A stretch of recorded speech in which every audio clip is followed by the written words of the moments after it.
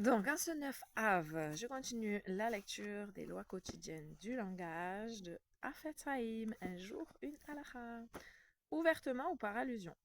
Comme pour les autres formes de la shonara, la halakha ne fait pas de différence entre le rekilut explicite et celle qui n'est que sous-entendue. Un récit dans lequel on n'a pas mentionné de nom reste de la rekilut si on veut deviner l'identité des protagonistes. Il est également défendu de communiquer de la rekilut par des gestes, des signes ou n'importe quel autre moyen. Il est de même défendu de distribuer du matériel écrit ou enregistré si son contenu peut engendrer de l'animosité entre deux personnes.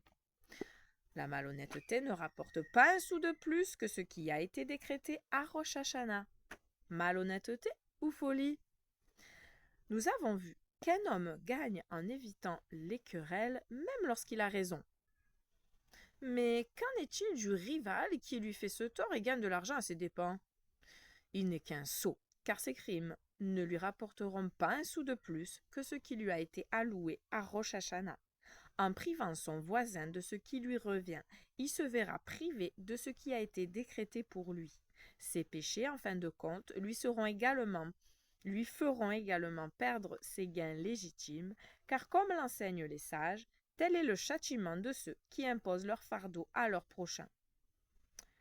Souka 29b. Nos sages enseignent également, si tu prends ce qui ne t'appartient pas, tu seras privé de ce qui t'appartient. Derek Eretz Zuta, chapitre 3.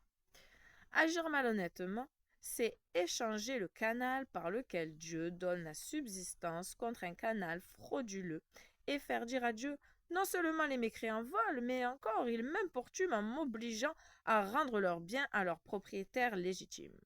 Saint-Hédrin 8a. L'histoire de Yaakov chez Laban illustre ce principe. Avant de s'enfuir, Yaakov vit prophétiquement tous les troupeaux que Dieu lui avait accordés en compensation des mauvais traitements que lui avait infligés Laban. Rachi explique qu'un ange allait prendre ses bêtes dans les troupeaux de Laban pour les lui apporter.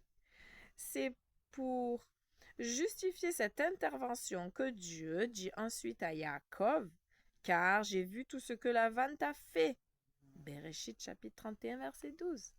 C'est ce que Yaakov lui-même explique ensuite à Lavan.